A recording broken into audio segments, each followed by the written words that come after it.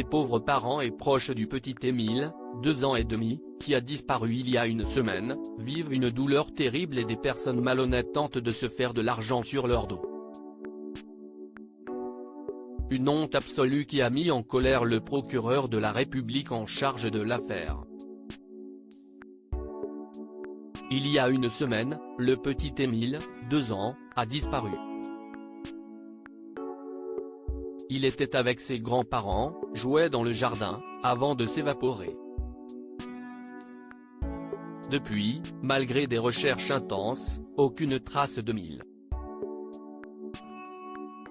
Alors qu'on apprenait que finalement les grands-parents n'étaient pas seuls avec l'enfant, puisqu'une fête de famille avait eu lieu et que les proches d'Émile, très pratiquants, sont décrits par certains comme une secte, des nouvelles données qui ont beaucoup fait réagir, voilà qu'un scandale s'invite dans cette macabre affaire.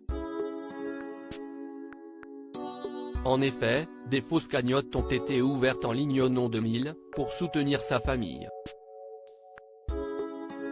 Des cagnottes qui sont des escroqueries. La famille d'Émile a constaté que des cagnottes avaient été ouvertes au nom de leur enfant ou au nom de la famille.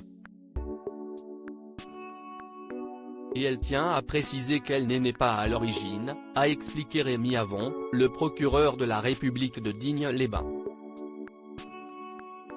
Selon les informations de BFM d'ici, ce dernier s'est rendu au Auvernais ce vendredi 14 juillet 2023 afin de s'assurer auprès de la famille qu'elle n'était pas à l'origine.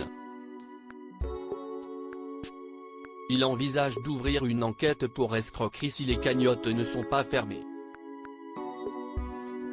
Concernant l'enquête, toutes les maisons du hameau, voitures et quelques 97 hectares de champs et de bois ont été fouillés, sans résultat. Le hameau du Haut-Vernay est toujours interdit au public, jusqu'à lundi soir, le maire dénonçant un tourisme malveillant. Il faut dire qu'un plus des simples curieux, des médiums ou des internautes persuadés des pouvoirs de ces derniers se rendaient au hameau pour mener leur propre enquête.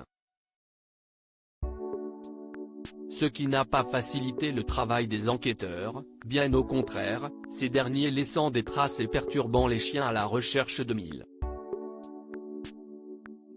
Pour le moment, aucune piste n'est privilégiée concernant la disparition du petit Émile, même si celle de l'accident avec dissimulation du corps a été évoquée. Espérons que les enquêteurs avancent rapidement dans cette affaire.